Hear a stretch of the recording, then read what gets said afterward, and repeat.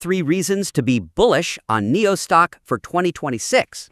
And it really all seems to hinge on its battery as a service network. It does. They call it their main infrastructural moat. So let's just get right into how to make that argument even stronger. Okay.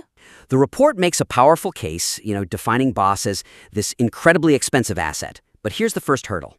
The true genius of the BaaS ecosystem needs a clearer mathematical link between this huge asset and NIO's current market valuation. Right, that's the disconnect. The report says the market is fixated on short-term profitability, which is true. Yeah. But then it completely misses the chance to quantify the value of the network itself. We need to explain why it justifies a premium today, even with all those losses. That is the real challenge, isn't it? How do you value something that's not, generating massive revenue right now? And isn't replacement cost notoriously hard to pin down?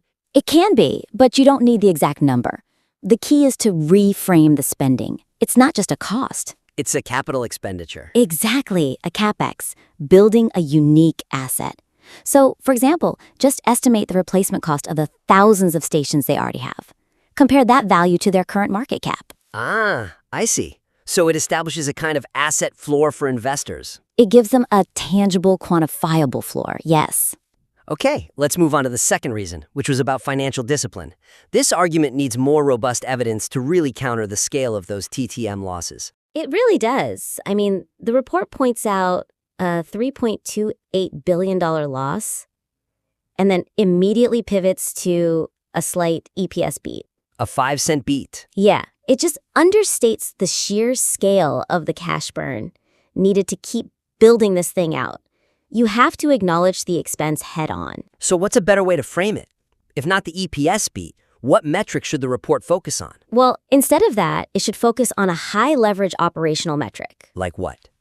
Like, what is the necessary utilization rate of the BaaS network for it to start covering its own fixed costs? Ooh, that's good. Or you could project the sales volume they need to hit for economies of scale to really kick in and boost those gross margins. That's much more actionable. It gives the reader measurable goals to track. Exactly.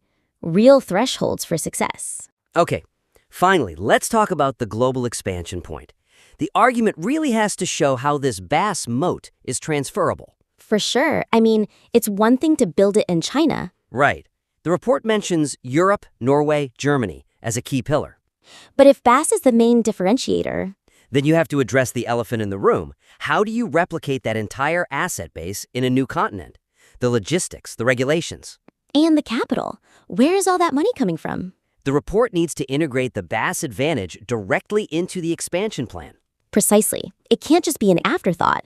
Provide some context. How does NIO plan to standardize the tech? Are they leveraging local energy partnerships to speed things up? That would show the moat can actually travel, that it's not just impenetrable in its home market. Right. It proves the model is scalable. So to summarize the key adjustments for this bullish report, first, quantify the BaaS network's asset value. Use replacement cost to establish a floor. Second, provide clearer operational metrics like utilization rates to show a real path away from that massive TTM loss. Move beyond the minor EPS beat. And third, fully integrate the BaaS moat into the global expansion strategy to prove it's defensible outside of China. Absolutely. We invite you to adjust and submit the revised material for further analysis.